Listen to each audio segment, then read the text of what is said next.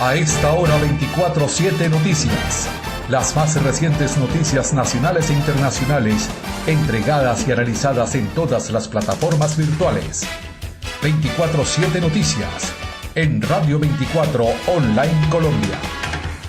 Saludo cordial amigos y amigas, bienvenidos a 24/7 Noticias a través de Radio 24 Online Colombia. Es un placer estar conectados con ustedes para entregarles la información sobre los hechos que han ocurrido en los últimos momentos a lo largo y ancho del territorio nacional. Mi nombre es Alfredo Chavarro y aquí estamos listos, gracias a nuestro equipo de producción técnica y periodística, listos para contarles exactamente qué es lo último que ha ocurrido.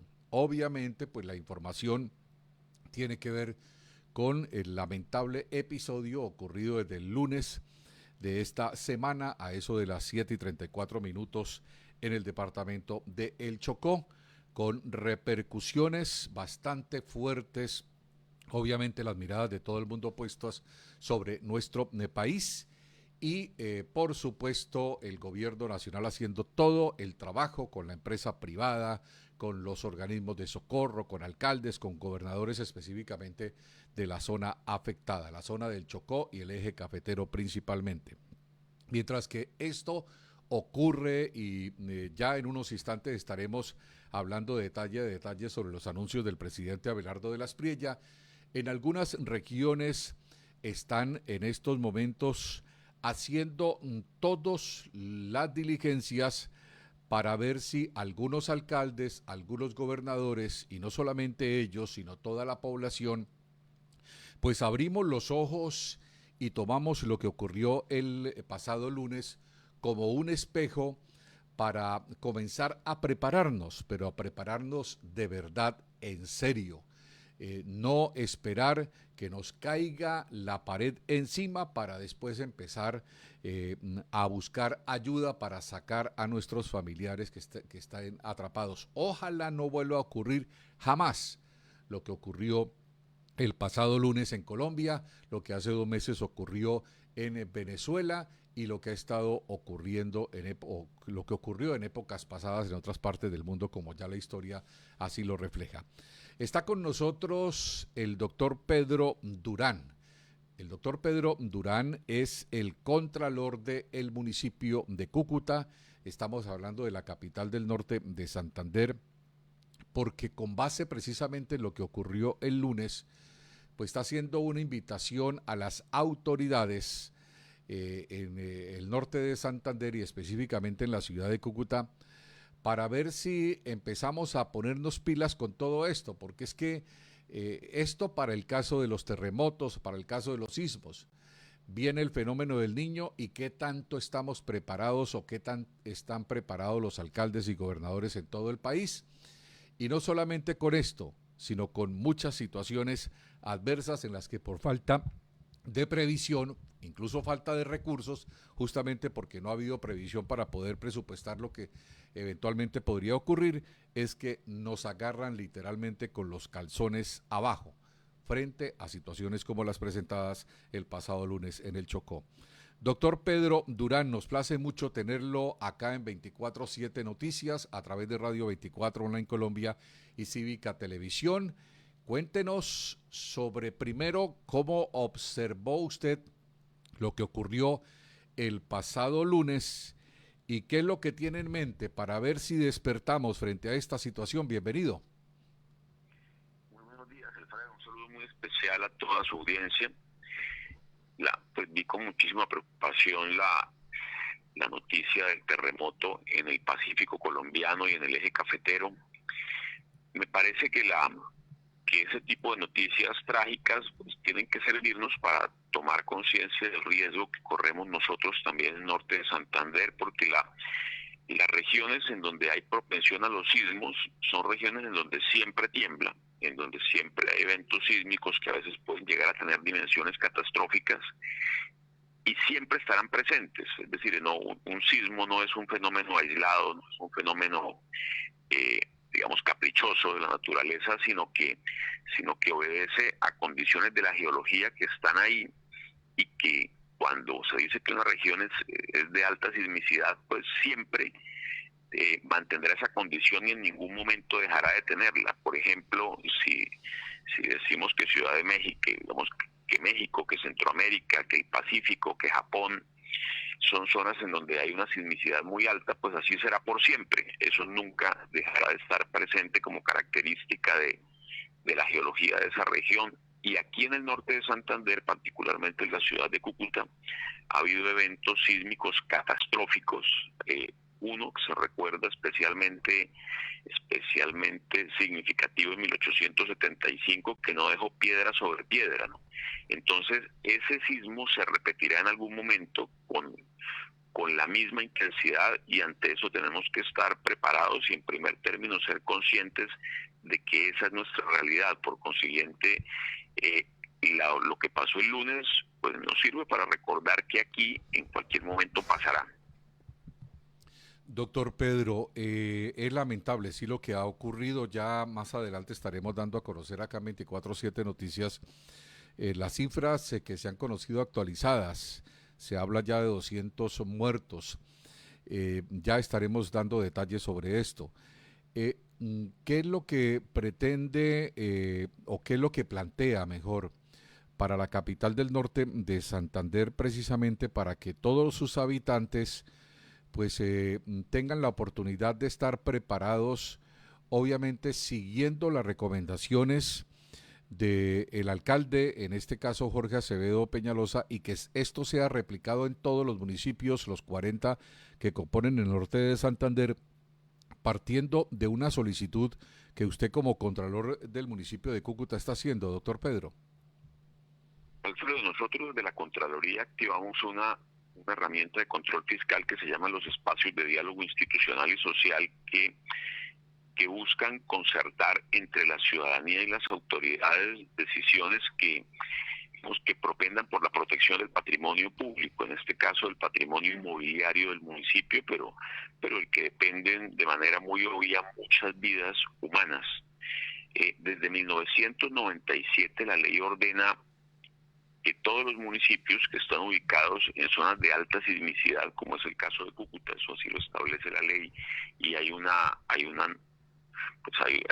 capítulos de esas normas sobre sismorresistencia, y particularmente estas que datan del año 97, que muestran, digamos, que establecen que Cúcuta es una ciudad de alta sismicidad y que tiene unas obligaciones, entre ellas la de, en primer lugar, hacer unos estudios detallados que den cuenta del riesgo sísmico que corre cada segmento del suelo urbano, de las medidas especiales que deben observar los constructores que edifican en cada parte de la ciudad. Es decir, no es lo mismo edificar en Atalaya, que en La Floresta, que al lado del río Pamplonita, o en el centro de Cúcuta.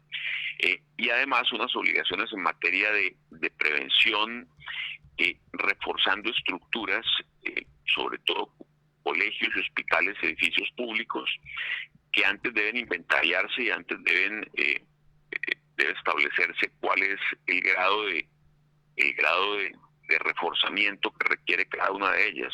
Nada de eso se ha hecho en Cúcuta. Aquí no se ha hecho ni el estudio de microsonificación sísmica, ni se ha hecho tampoco el inventario de las edificaciones públicas, particularmente colegios, que deben ser objeto de reforzamiento o de demolición en algunos casos. Entonces lo que queremos es instar al municipio, instar a cada una de las dependencias del municipio vinculadas con esa obligación legal, a que comiencen a trabajar, porque es que no hay derecho que haya una norma desde el año 97, es decir, desde hace ya 29 años, y que sea para nosotros letra muerta. Si existe la ley hay que cumplirla. Esa ley pues tiene una obvia relación con la salvaguarda del patrimonio público, que es de lo que se ocupa la Contraloría, y también en consecuencia con la protección de la vida de los cucuteños y de las cucuteñas. Entonces activamos ese mecanismo, convocamos una audiencia inicialmente el día 6 de julio, no fueron los secretarios citados, entonces la suspendimos, y ya de una manera mucho más severa nos dirigimos a los secretarios diciéndoles, bueno, si ustedes no asisten, pues los vamos a tener que multar, porque no se trata de una decisión caprichosa, sino de una decisión que está fundada en una realidad de la que tenemos que tomar nota y ante la cual tenemos que estar prevenidos. Entonces tienen que estar los secretarios el día 14 de agosto en esa audiencia, en donde tenemos que ponernos de acuerdo en lo que tiene que hacer cada quien para cumplir con la ley y con esas normas que desde el año 97 ordenan el censo de todos los edificios públicos, el estudio del grado de vulnerabilidad de las estructuras de cada uno de esos edificios, particularmente colegios, por materia pues, de edificaciones destinadas a la prestación del servicio de salud sí se ha avanzado bastante, pero en los colegios no se ha hecho nada. Entonces hay que saber cuáles son los colegios que necesitan reforzamiento estructural y planificar eso, así sea en un cronograma que se extienda por 10, 15 años, pero hay que reforzarlos y además hacer los estudios de microzonificación que tampoco se han adelantado. Sí, doctor Pedro, llama mucho la atención, preocupa además casi que las mismas dimensiones que cuando ocurre una tragedia, digamos, la apatía, el folclorismo de algunos funcionarios, como el caso al cual usted hace énfasis con base en la citación que se hizo, de la cual no asistieron, y también algunas personas que cuando se hacen unos simulacros, literalmente, como decimos en Colombia, llegan a mamar gallo, primero a tomar café, es decir, no llegan preparados, no se hacen a la idea, como en efecto se espera de que estuviesen pasando por una situación difícil, se fresquean, como decimos también coloquialmente, y esos simulacros nadie les presta atención como tiene que ser, y cuando llegan situaciones como las que ocurrió en el Chocó, pues ahí sí vienen las lamentaciones. El tema también de los presupuestos, doctor Pedro Durán, ¿cómo está el municipio para atender estas emergencias en dado caso que se puedan presentar y cuáles serían las sanciones? Usted ya dijo que una multa, pero para a ver si al menos diciendo que si no cumplen se va a realizar una sanción en su contra, a ver si de pronto pues se toman más el asunto como en serio, doctor Pedro. Alfredo, miren, hablando de los costos, pues digamos que lo que hay que hacer tiene tres componentes básicos, dos de ellos que no son costosos y uno que sí lo es bastante. ¿Qué no es costoso? Tomar conciencia del riesgo, de la amenaza que pende sobre la ciudad, dejar muy claro cuál es la responsabilidad que tiene cada dependencia del municipio a la hora de, o cada dependencia del Estado colombiano y de la sociedad civil a la hora de atender una catástrofe como esta, que se sepa qué va a hacer el cuerpo de bomberos, qué va a hacer la fuerza pública, cómo van a responder ante esta calamidad los sistemas de asistencia y de cuidado sanitario, en fin. Que la gente sepa cuáles son las rutas de evacuación de los edificios, a dónde deben ir, dónde se debe conseguir el agua, qué tipo de elementos de atención preventiva de urgencia debe tener cada cual en su casa, en fin, eso no es caro, es más que todo cosa de tomar conciencia del riesgo. Lo segundo, hacer los estudios de microzonificación sísmica. Eso no es que sea muy caro para una ciudad como la nuestra, yo no sé cuánto pueda valer, si 15.000, si 20.000 millones, pero Cúcuta tiene el presupuesto para hacerlo y es importante que cada comunidad, que cada barrio tenga certeza de cuál es de qué manera va a reaccionar el suelo sobre el que está edificado ante una catástrofe así, y sobre todo que los constructores y los curadores urbanos sepan cuáles son las condiciones en las que debe edificarse en cada sector. Pero lo tercero, lo más costoso, es establecer cuáles son los edificios públicos, pienso sobre todo en los colegios, que necesitan reforzamiento estructural. Entonces ahí sí hay que hacer unos estudios que se llaman de patología estructural en cada edificio público, en cada colegio, eso puede ser costoso, y hay que hacer unos trabajos de reforzamiento estructural que son más costosos aún, y por eso entonces hay que tener un inventario detallado y un cronograma que permita saber por dónde se empieza y cuándo se termina, en qué tiempo, si eso se va a hacer en 10, 15, en 20 años, y cuánto vale. Reforzar una estructura sí puede ser muy costoso, incluso más costoso si el estudio concluye que hay que demolerla. Entonces, ese tipo de proyectos, pues hay que tenerlos claros, hay que saber cuánto valen, porque esta ciudad pues tiene unos recursos que son limitados y podría tener que acudir al gobierno nacional para poder adelantar ese plan de reforzamiento estructural de edificaciones públicas, y hay que hacérselo saber al gobierno sobre la base de un conocimiento cierto de lo que eso vale y del tiempo que pueda tardar.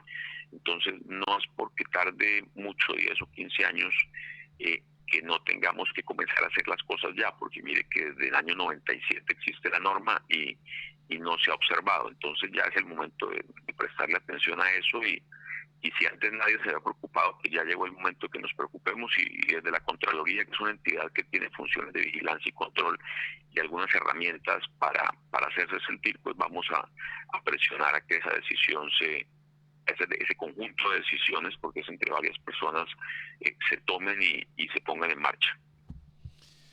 Perfecto, doctor Pedro. Ya para finalizar,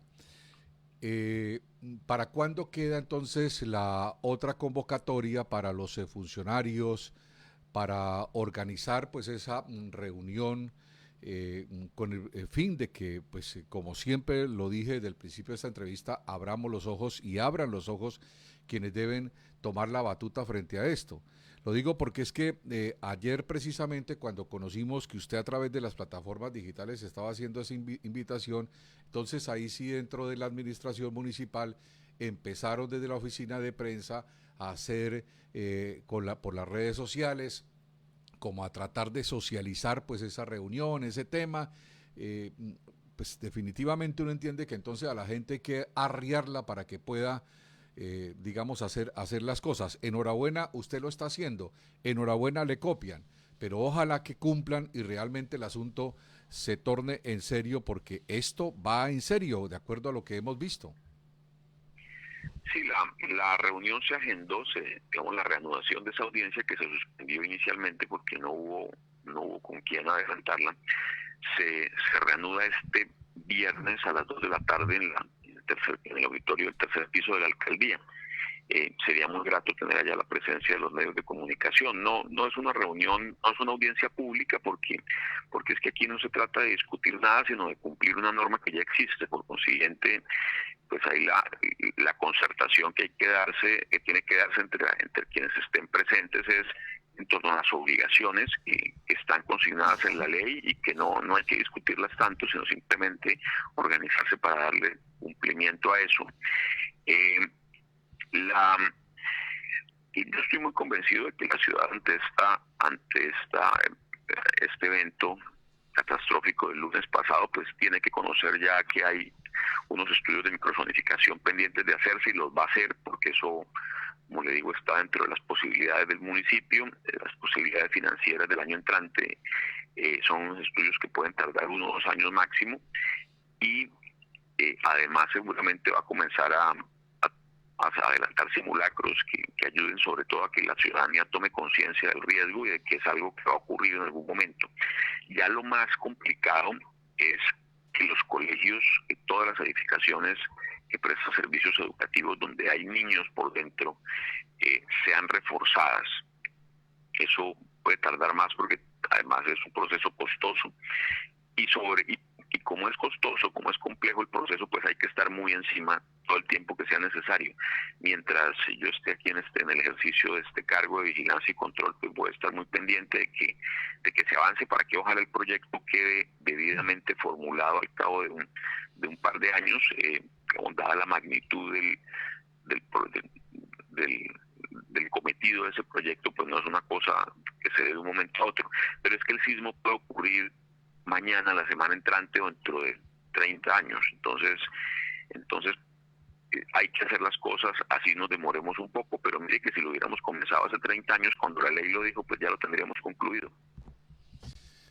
Perfecto, muchísimas gracias, doctor Pedro, por haber aceptado esta entrevista para hacer esa invitación. Hay que cumplir, este mensaje no solamente va para la ciudad de Cúcuta, sino vamos a tenerlo en cuenta, que lo plantea el Contralor Municipal de Cúcuta, sino que también en todas las ciudades del país hay que estar alerta, y no solamente alertan los alcaldes, los gobernadores, sino también el gobierno central en cabeza de el presidente Abelardo de la Espriella, porque pues estamos hablando de tan solo 35.000 millones de pesos que hay en caja en estos momentos para hacer inversión. Imagínense tan poquito dinero para tanto problema que hay con esto del terremoto, y pues el decreto que ya está listo por parte del gobierno colombiano para la emergencia económica para poder hacer contratación express con el propósito de poder mitigar esta situación. Así que la alerta también va para el gobierno nacional. Tengamos en cuenta que pues el tema del empalme debió haberse hecho y ahora pues nos agarró, como decimos coloquialmente, con los calzones abajo frente a esta situación. Doctor Pedro, muchísimas gracias. Muchísimas gracias a usted, Alfredo. Es un placer muy especial poder dirigirme a su audiencia. Muchas gracias por la llamada. Perfecto. Muy bien, señoras y señores, nosotros vamos a una breve pausa comercial. Ya regresamos porque tendremos cifras y detalles de lo que está ocurriendo en el Chocó y el eje cafetero después del terremoto ocurrido el lunes a las 7:34 de la mañana.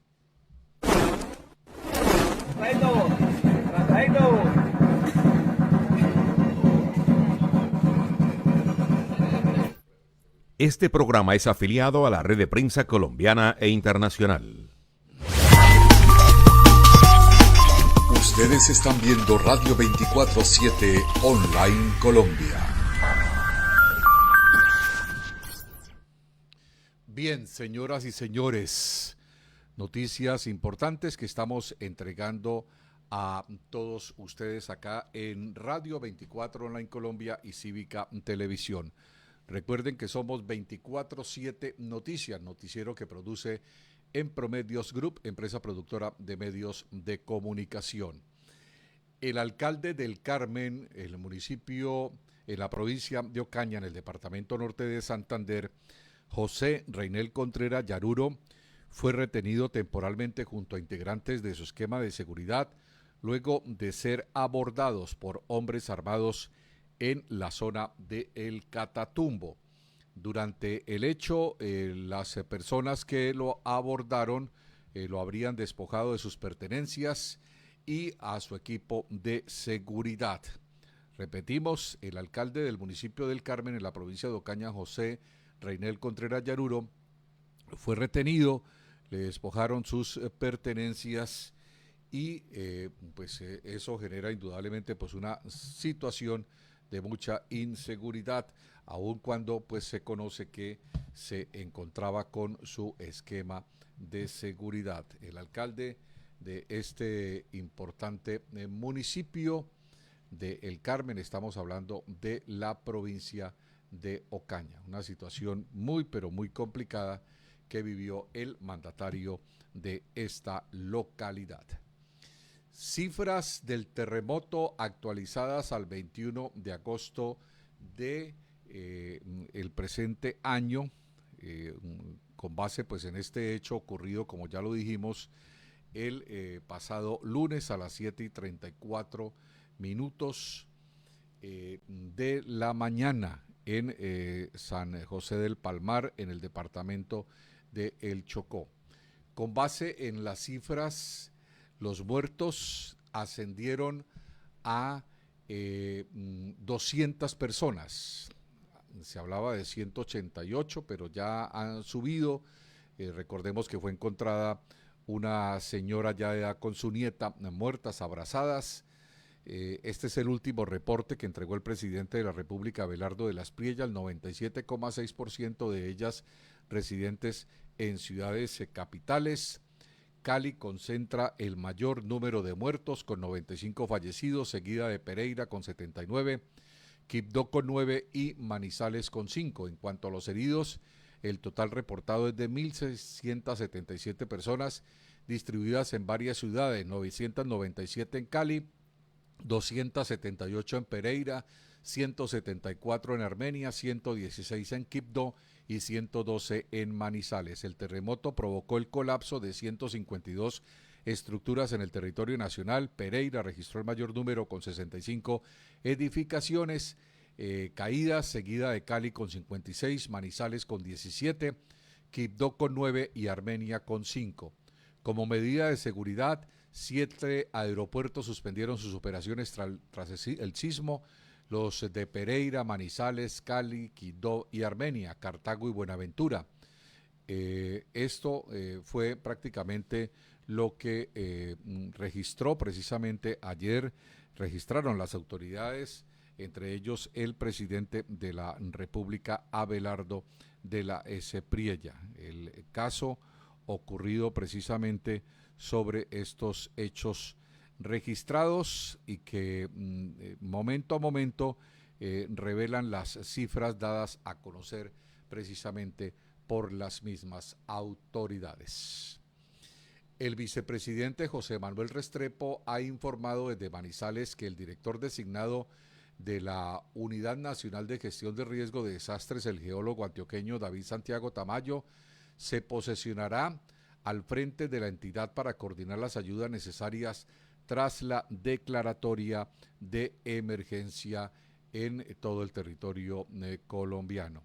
Pero bueno, también se conoció mediante un documento que el presidente de la República pues se tiene como designado hasta el momento en que se posesione al director nacional de la Unidad Nacional de Gestión de Riesgo de Desastres, al mismo ministro del Interior, Rodrigo Lara Restrepo. Este es el documento que ustedes observan en estos instantes, en el cual el gobierno nacional, en cabeza del presidente Abelardo de la Espriella, designa provisionalmente a Rodrigo Lara Restrepo como el señor encargado del tema de la atención de los desastres que se han venido presentando, mientras que en efecto se nombra al nuevo, o se posesiona el nuevo director de la Unidad Nacional de Gestión de Riesgos, que como ya lo dijo el vicepresidente José Manuel Restrepo, se trata del geólogo antioqueño David Santiago Tamayo. Este se posesionará hoy al frente de la entidad para coordinar las ayudas necesarias tras la declaratoria de emergencia económica. Declaratoria de emergencia que en efecto, como lo dijimos, pues permite que se hagan contratos lo más pronto posible, rápido, en tiempo récord, para poder atender la emergencia de todas las personas y las poblaciones que se han visto seriamente, gravemente afectadas por este terremoto. Este decreto tendría una duración de 12 meses, un año prorrogable a la misma cantidad de meses, es decir, a otro año. Pero aquí hay que tener en cuenta que, de acuerdo a lo que dijo Javier Pava, el saliente director de la Unidad Nacional de Gestión de Riesgo, dijo que se cuenta por ahora con 35.000 millones de pesos para atender esta situación. Una cifra pues irrisoria si se tiene en cuenta la magnitud del problema. Ahora le toca al gobierno nacional empezar a hacer todos los trámites rápidos para poder tener los recursos. Recordemos que el gobierno de los Estados Unidos, de acuerdo a lo que dijo Marco Rubio, destinará 15 millones de dólares, pero a ello también se suma la solidaridad de la empresa privada. La mayoría de los dueños de las empresas más importantes desde el punto de vista económico en todo el país, cadenas de supermercados como Olímpica, El Éxito, Ara, varias cadenas se han unido para entregar toneladas de ayudas. Fundaciones también han decidido entregar ayudas, se están haciendo unas colectas muy importantes, recogiendo elementos para poder ayudar, y se está pidiendo, entre otras cosas, que la gente que vaya a ayudar ayude, pero precisamente a organizaciones de prestigio, para que no vayan a haber avivatos que quieran sacarle provecho a esta tragedia. Bien, Vamos a la situación de el terremoto, específicamente tras los anuncios dados a conocer por el presidente de la República, Abelardo de la Priella, quien ha hablado sobre el tema. Ya en unos momentos tendremos la oportunidad de dar a conocer más versiones de los protagonistas. Por ahora tenemos que decir que el presidente Abelardo de la Priella entregó un nuevo reporte sobre las afectaciones causadas por el terremoto con epicentro en San José del Palmar, en el Chocó.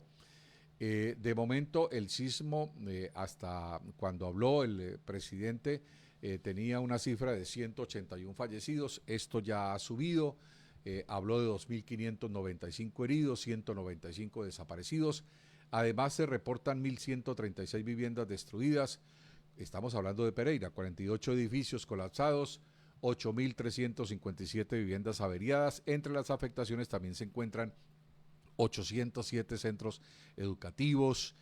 Aquí sí ya estamos hablando de cifras ya generales, 85 centros de salud, 74 vías afectadas, 377 centros comunitarios, 16 acueductos y un aeropuerto cuya pista resultó afectada.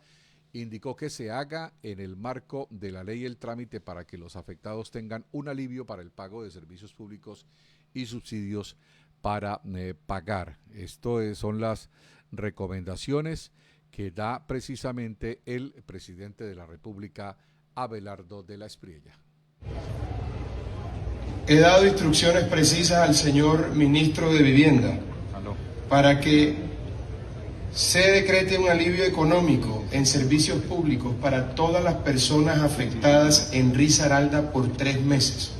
Vamos a hacer ese censo y vamos a otorgar esa posibilidad para que la gente pueda tener un respiro en medio de esta tragedia. A mí se me arrugaba el corazón cuando pasaba por el centro de Pereira y veía todos esos negocios destruidos.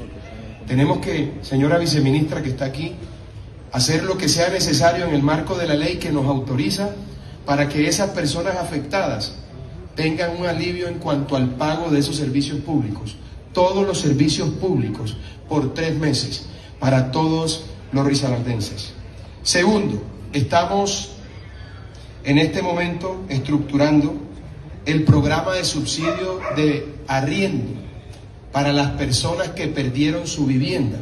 Necesitamos hacer ese censo, caracterizar esas viviendas para proceder de conformidad y entregarles a esas personas un subsidio para que se puedan mudar. Posteriormente entraremos a las reparaciones de las casas.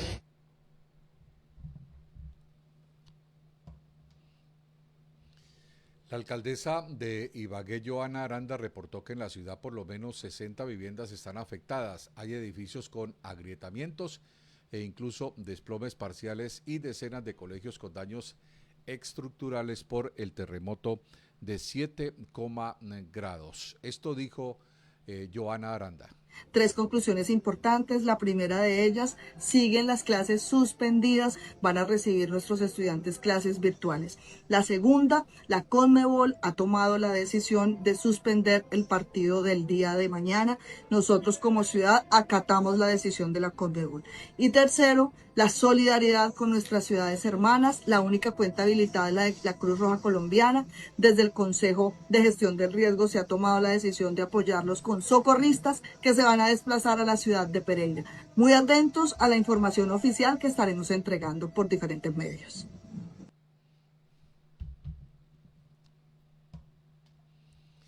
Grave lo que está pasando también en el Hospital Universitario del Valle.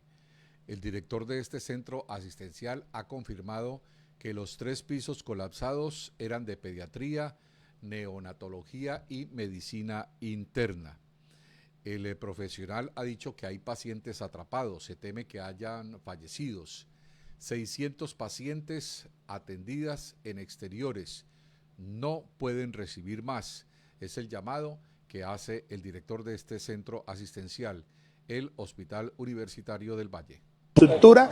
Hemos tenido que evacuar el 100% de los pacientes a los jardines del hospital, tenemos unos pacientes todavía atrapados, estamos haciendo el cálculo de los posibles fallecidos con esta situación en el hospital y queremos hacer un llamado a la comunidad y a las demás instituciones de socorro que no traigan pacientes al hospital en ese momento porque tenemos un drama propio como con los pacientes acá al interior del hospital y no tendríamos cómo responder al llamado o a la atención de esos pacientes. ¿Pero de cuántos pacientes atrapados se habla? ¿Qué bloque es? ¿Qué área? Estamos en el bloque 2, es un sitio donde se colapsan 3 pisos, donde está pediatría, medicina interna y parte, digamos, de neonatos. Esperamos pues que el desenlace no sea, pues desde ya es grave la situación que estamos viviendo, pero esperamos de pronto todavía poder sacar los pacientes que están allí aplastados en ese momento. Usted menciona fallecidos, ¿cuántos en promedio? ¿Hay niños? No hay dato preciso, no quiero especular, no quiero ser impreciso, queremos tener un dato certero de la situación, estamos esperando el apoyo del ejército, ya llegó el ejército y esperamos que llegue Bomberos para poder determinar cuáles son los posibles fallecidos, pero lo más importante en ese momento es no traer pacientes al hospital porque no hay cómo atenderlos en ese momento. Pero insisto, sí hay fallecidos. Sí hay fallecidos, creo que hay fallecidos, no puedo dar un número en ese momento preciso, no puedo decir si son 2, 4 o 5, pero sí hay fallecidos en ese momento. ¿El hospital se declara en algún tipo de alerta? Estamos en alerta roja, o sea, no podemos atender pacientes en estos momentos externamente, no tenemos cómo apoyar la crisis, digamos, de traumas en la ciudad, porque tenemos un drama propio como hospital. Tenemos que evacuar todos los pacientes, más de 600 pacientes sacados a los jardines del hospital. Trabajadores también, tenemos un trabajador nuestro completamente con un trauma craneoencefálico severo muy complejo y obviamente la infraestructura nos preocupa mucho porque si tenemos afectado desde ya el 30%, tenemos preocupación con el resto de la infraestructura.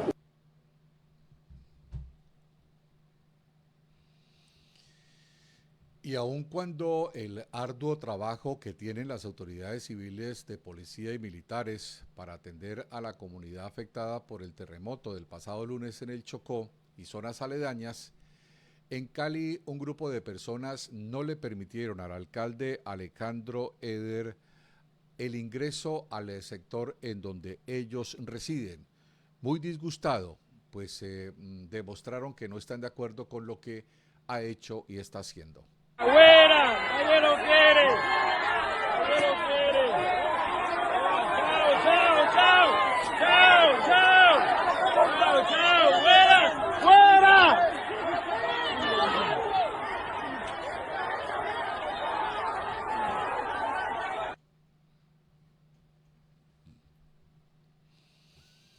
Bien, señoras y señores, recuerden que ustedes están viendo 24/7 Noticias a través de Radio 24 Online Colombia y Cívica Televisión. Nosotros vamos a hacer una breve pausa, ya estaremos con ustedes dando más información, más detalles. Hay en estos momentos, apartándonos un poquito del tema para volver a retomarlo en unos instantes, vamos a concentrarnos en el disgusto que mostró precisamente en el Congreso de la República el ministro de Hacienda, Mauricio Gómez Martínez, respecto del presupuesto para la vigencia del año que viene presentada por el gobierno saliente del presidente Gustavo Petro Urrego. Lo haremos después de esta breve pausa.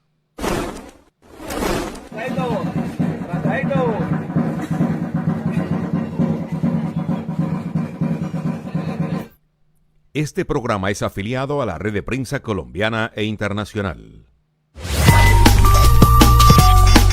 Ustedes están viendo Radio 24/7 Online Colombia.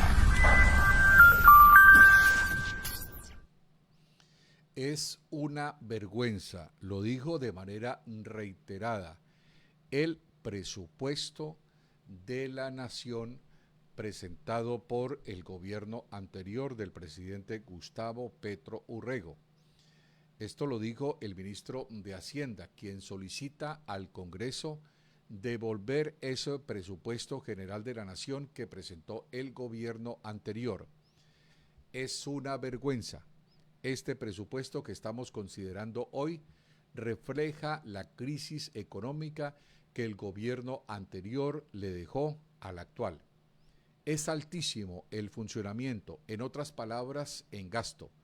Está lleno de burocracia, lleno de partidas innecesarias que no se pueden controlar, cuya evaluación es siempre difusa. Es el más alto de la historia en el servicio de la deuda, producto de habernos endeudado de manera irracional e irresponsable.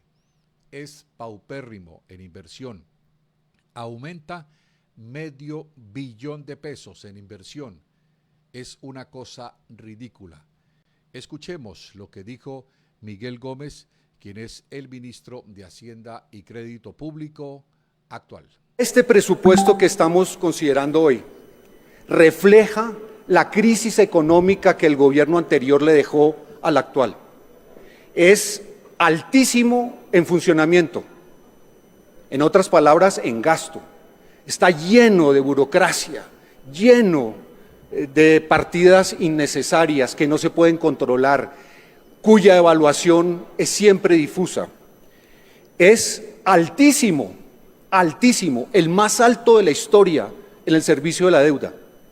¿Producto de qué? De habernos endeudado durante 4 años de manera irracional e irresponsable.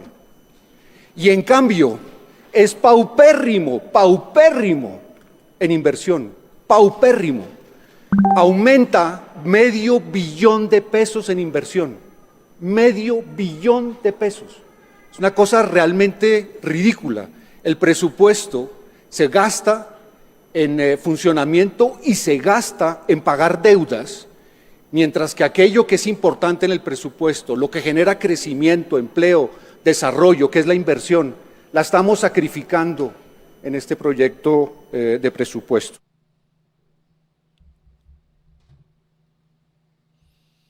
Buenaventura sigue enfrentando los estragos del terremoto, 27 horas después del sismo.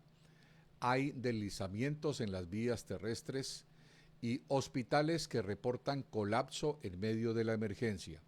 Sin embargo, a pesar de todo, la gobernadora del Valle del Cauca, Dilian Francisca Toro, indicó que hubo un incendio en una cárcel que dejó víctimas y se está pidiendo al Ministerio de Justicia que se permita el traslado y reubicación de quienes están pagando penas en una cárcel que, según ella, se incendió. En el día de ayer en Buenaventura, debido al terremoto y a todas las problemáticas que hemos tenido, se generó un incendio en la cárcel de sindicados de Buenaventura, que la conocemos como Marte. Allí hay 370 personas detenidas de los chotas y de los espantalos. Este incendio se pudo lograr apagar a la 1:30 de la mañana. De allí hay 4 personas fallecidas, 2 personas que están heridas y están en el hospital, pero quedó completamente destruida esa cárcel. Por eso hicimos contacto con el señor ministro de Justicia, el doctor Cancino, para que nos pueda apoyar con el IMPEC y poder trasladar a todas estas personas que se encuentran en esta cárcel y así de esa manera no generar de pronto algún problema de violencia en el municipio de Buenaventura. Él se comprometió y estamos en esa búsqueda, muy colaboradores del Gobierno Nacional, el ministro de Justicia.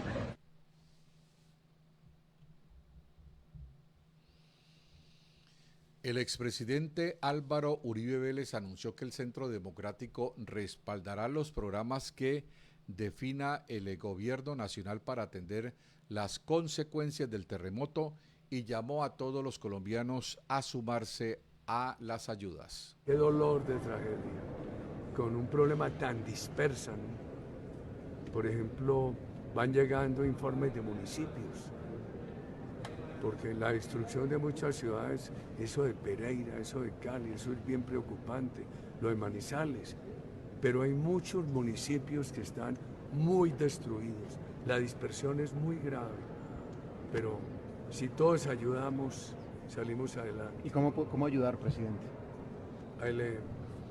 Por ejemplo, desde el Centro Democrático ya se está definiendo cómo ayudar. Van a donar. Y confiamos que la dirección, apoyemos los programas que defina el gobierno y que todos ayudemos. Desde el Consejo de la Capital de la República en Bogotá, el gobierno distrital debe explicar por qué no ha tomado acciones para retirar del cargo a la alcaldesa de Usme, Lady Pinilla. Eso dicen los concejales al interior del Consejo Capitalino, teniendo en cuenta que el Consejo de Estado dio el fallo o expidió un fallo el 6 de agosto, obviamente apartándola del cargo.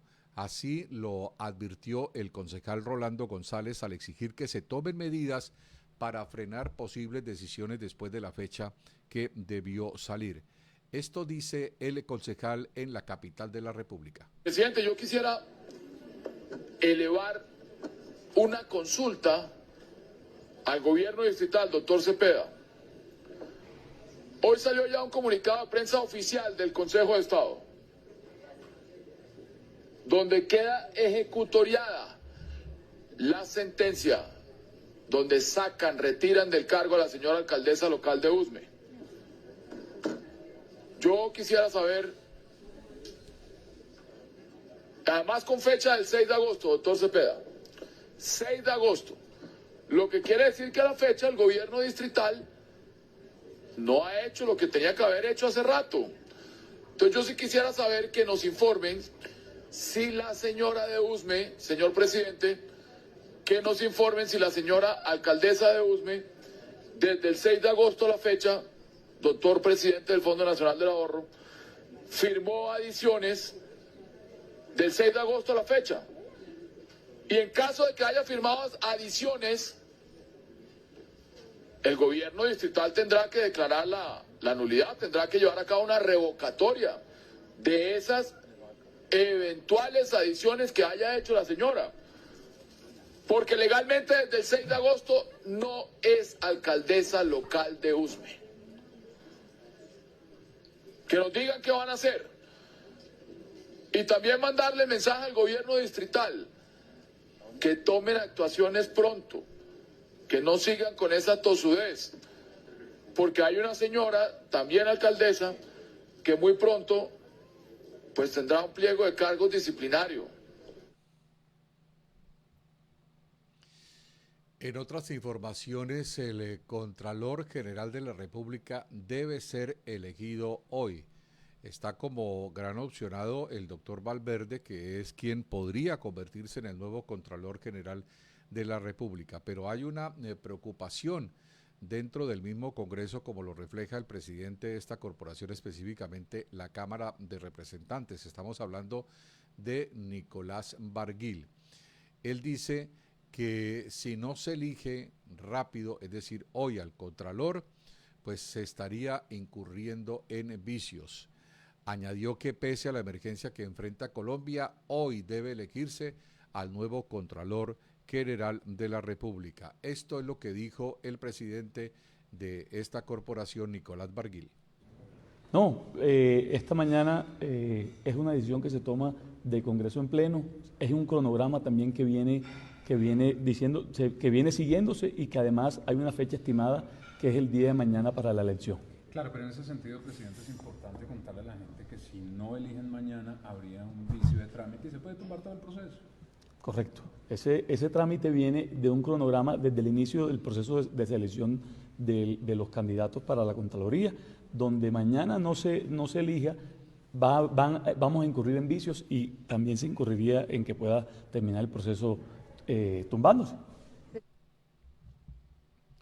Claudia Sheinbaum, la presidenta de México, informó que ya se alista el agrupamiento Cali, con más de 8.000 despensas, 13.000 canastas básicas y 4 toneladas de medicamentos para atender a los damnificados por el terremoto en Colombia. Ya vamos con la última pregunta sobre esto. Estamos esperando por parte del gobierno de Colombia, está preparado el operativo por parte de la Secretaría de la Defensa Nacional, es el operativo Cali. ¿Quiere comentar?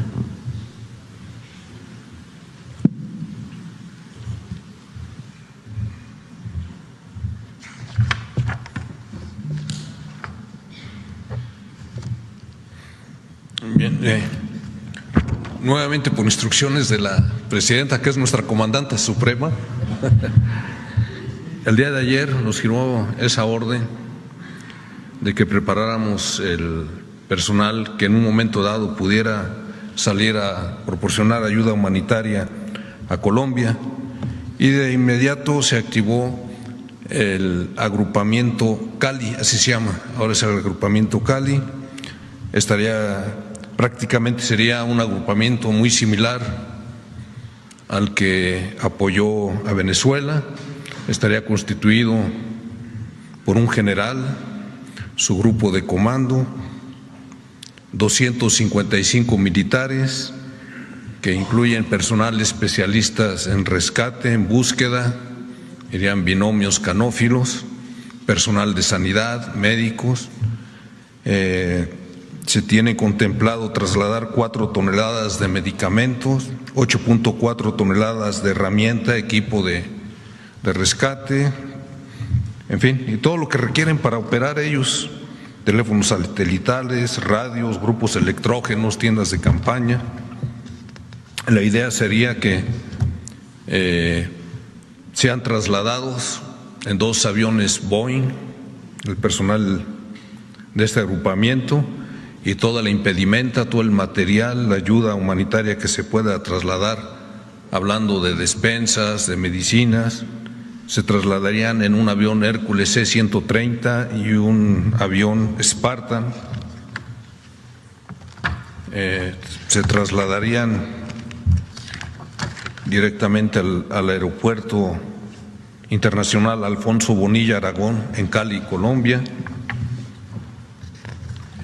Eso es lo que se tiene contemplado. Hablar de despensas, son 8.798 despensas que ya están en condiciones de embarcarse en los aviones, 13.890 canastas alimentarias, 4 toneladas de medicamentos. Muchas gracias. Estamos esperando la, digamos, solicitud formal del gobierno de Colombia. Estamos listos para el momento que nos digan poder ir a ayudar. Después de escuchar esta importante noticia procedente de la Ciudad de México y en la voz de la presidenta Claudia Sheinbaum, vamos a una breve pausa. Ya estaremos con 2 noticias muy interesantes. Una, como el alcalde de Pasto se pone la camiseta de sus habitantes para defenderlo de la instalación sin autorización de una cámara detectora de infracciones de tránsito. Y aparte de esto, pues también tendremos las declaraciones de un teniente del ejército que confiesa que ante la JEP que sí hubo la masacre del Aro y de la granja para construir Hidroituango. Ya estaremos con esta información en el cierre de la presente emisión de 24/7 Noticias.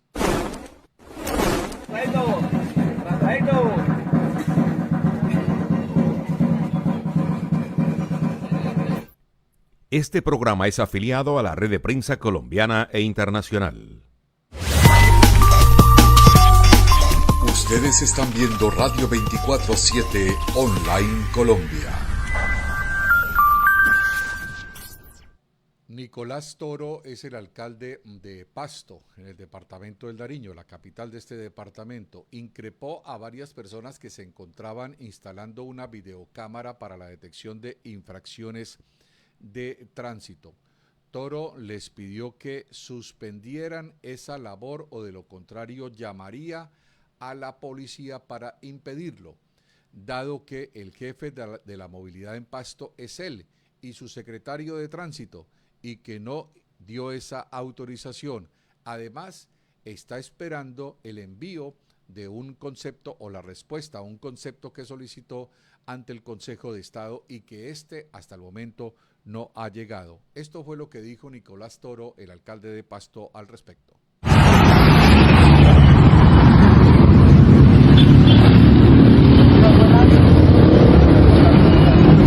Para preguntar, bueno, ¿cómo está? ¿Quién autorizó?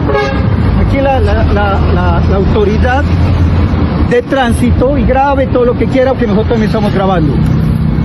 ¿Sí? Aquí la autoridad de tránsito es el secretario de tránsito y el alcalde de Pasto. Entonces yo no entiendo por qué vienen aquí a colocar cosas que nadie ha autorizado todavía. Aquí se pusimos claramente una cuestión, que pedimos un concepto al Consejo de Estado, que no nos ha llegado todavía. Entonces aquí no permitimos que coloquen nada. O se retiran o llamo a la policía que lo retire. Buenas tardes, sí señor. Víctor Velasco. Sí, con mucho gusto.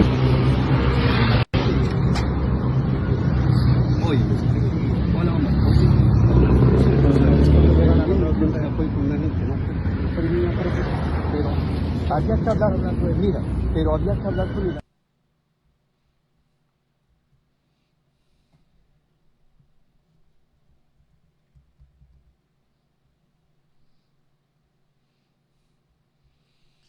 Bien, ahí estaba esa situación en la que pues la mayoría de los habitantes de Pasto pues están agradeciendo ese gesto, ese trabajo que está haciendo el alcalde para defenderlos sobre algo que pues dice él como en efecto pues no se conoce hasta el momento pues un pronunciamiento del Consejo de Estado que lo deje tranquilo para poder permitir que así sea en contra de su voluntad sea instalada esa videocámara.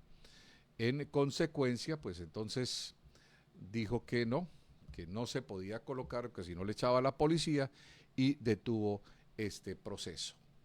Bien, en otra información, el teniente Edwin Leonardo Toro dio a conocer ante la Jurisdicción Especial para la Paz